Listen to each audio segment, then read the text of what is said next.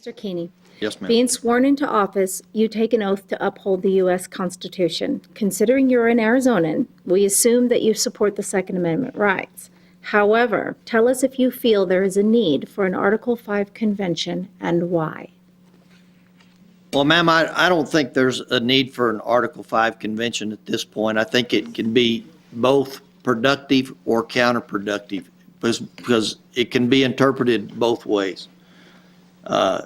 And so I support gun rights and freedom of the Second Amendment rights. I think that's exactly what's kept our country free, and that's also what's keeping it from tyranny at this point. Thank you. Thank you. Andy? Well, it was just, I mentioned my anniversary was just a few weeks ago. It was December 7th. That happened to be the day that they had this meeting back in Washington, D.C. They went to Mount Vernon. I had appointed a member of the Arizona House to go and attend that on our behalf. You know, I believe when you're $17 trillion in debt, you should be taking a look at everything. Now, I am nervous about what that actually brings to the table. If a convention was to be called, if they can limit it to say, hey, here's the way we can balance a budget, I'd be all right with having a conversation about that.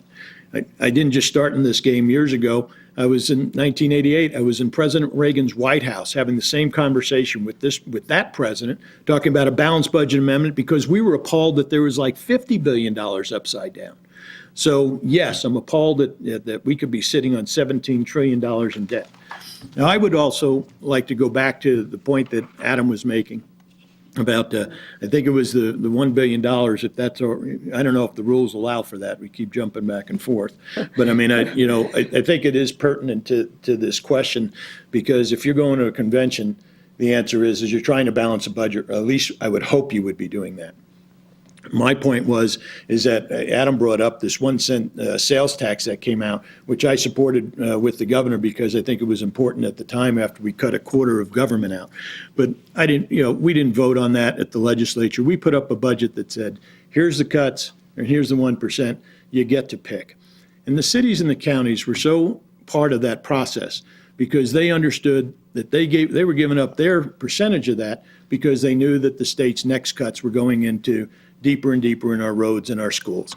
You know, a couple of $1 billion in Arizona, that doesn't seem like a lot to Washington, D.C., but it's 25% of the government, and nobody in Arizona, or nobody in the country, no other state, certainly nobody else up here on stage with me, Thank you, Mr. Tobin. was able to do that. Adam, do you feel there is a need for an Article 5 convention? I absolutely do, and I'm the proud author and prime sponsor of the Compact for America because Washington is so broken, they are never going to fix it, and we need to empower the states to take their own destiny in their own hands, and we do that by having a convention of states, just like Mark Levin has talked about. It is not a constitutional convention.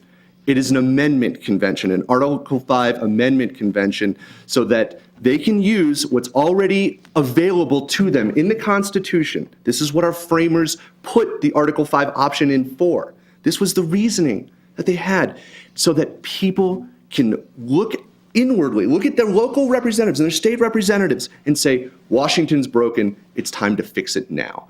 Because it's not just a $17 trillion deficit. If you count all of our unfunded liabilities and our future interests, it's closer to 100 trillion. I believe Washington is broken, and it's so broken that I'm going to battle, and part of that battle is by empowering the states to do their job to help save this nation.